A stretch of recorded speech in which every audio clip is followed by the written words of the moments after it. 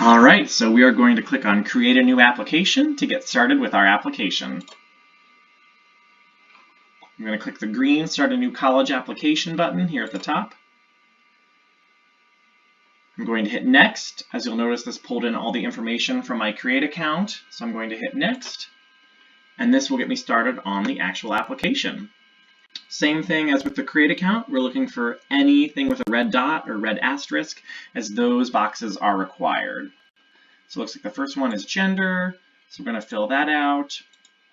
And then if you are a male aged 18 through 25, you'll see you do see the selective service questions come up. So if you are a male aged 18 through 25, you will need to register for the selective service. If you haven't done so already, that is a requirement for federal financial aid purposes. And if you haven't done so, you'll see a link right here where you can go and register for the selective service. And then once you do that, you'll instantly be issued a number. You can go back in, add that number into your account, and hit submit. But you do need this for both financial aid, and there will also be a hold on your account if you don't have the selective service number entered there, and if you are a male age 18 through 25. So you want to make sure to get that taken care of if that does apply to you. I'm going to move down here to the phone number now. Going to enter my sample phone number here, and no dashes or spaces. So just the area code and then just the whole number to be listed there. I'm going to confirm it again and say that it's my cell phone. I'm going to, yep, actually it didn't ask me to confirm it, it just asked me to pick my phone type. So there's my number and there's my phone type, cell phone. And then there's my email, I'd already saved that. And here I'm going to enter my home address. So I'm going to enter our campus address just for the sake of this example.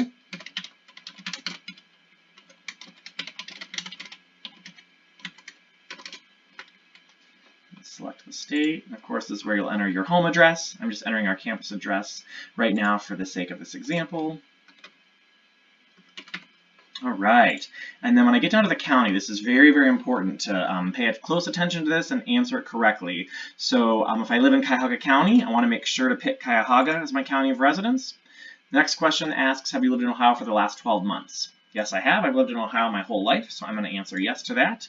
It's going to ask if I live in Cuyahoga County. I'm going to say yes, I live in Cuyahoga County. Now, if you lived in Summit or Medina or Portage or Geauga, whichever county you'd live in, you'd of course want to answer that, appropriately. But if you do live in Cuyahoga County, it's going to ask you these several questions, as you see here on my screen. Since our campus is in Cuyahoga County, it's asking me about that as well. So again, that applies to your home address as you're going through. So pay very close attention to these. Make sure you answer these correctly so you don't run into any issues with residency down the road.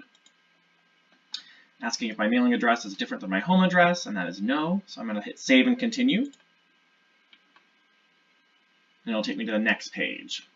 This is where I select my citizenship status. And then it's going to ask me to enter my social security number. I'm just going to make one up now, of course, because this is an example. But again, this is where you would enter your own social security number and then verify that number in the box next to it, as you see on the screen here. And again, the social security number is required for federal financial aid purposes, and so you'll be permitted to register with us, but we keep that number completely confidential as part of the process, so no worries there. Okay. And again, no spaces or dashes. Alrighty, and then I'm going to answer the ethnicity question here.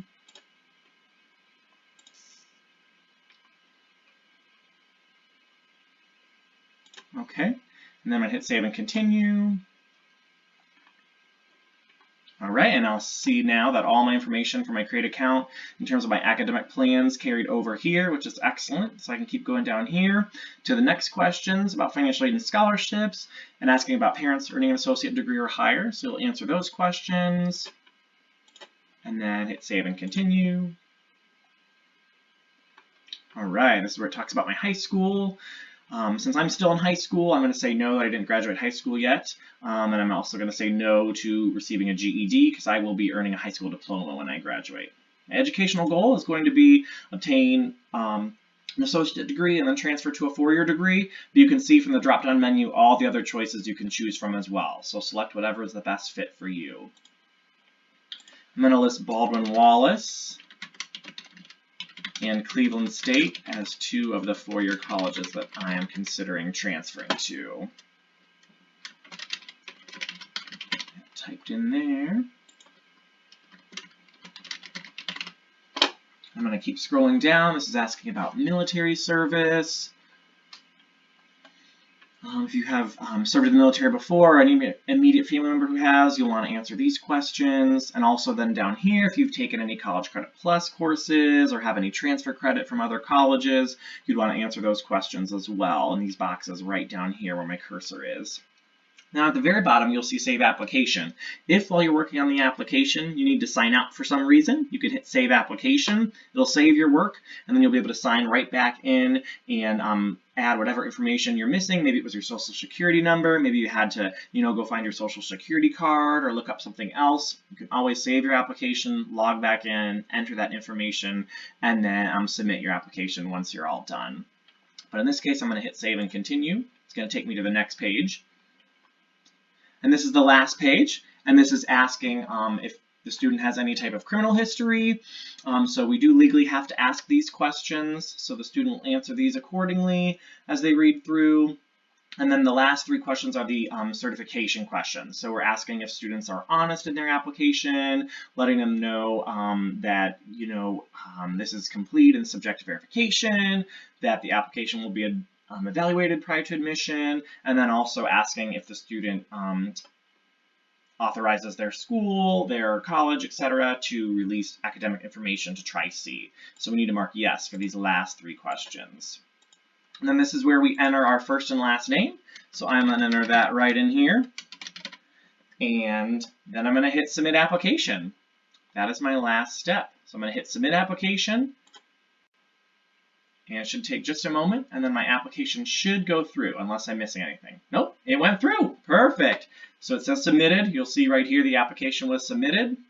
So I know that I'm good to go for now. I have submitted my application. And then once that application is processed, usually about 5 to 7 business days on average, I know that I will receive an email at the email address that I put on my application, letting me know that my application has been processed. Thank you so much. If you have any questions, please don't hesitate to let us know.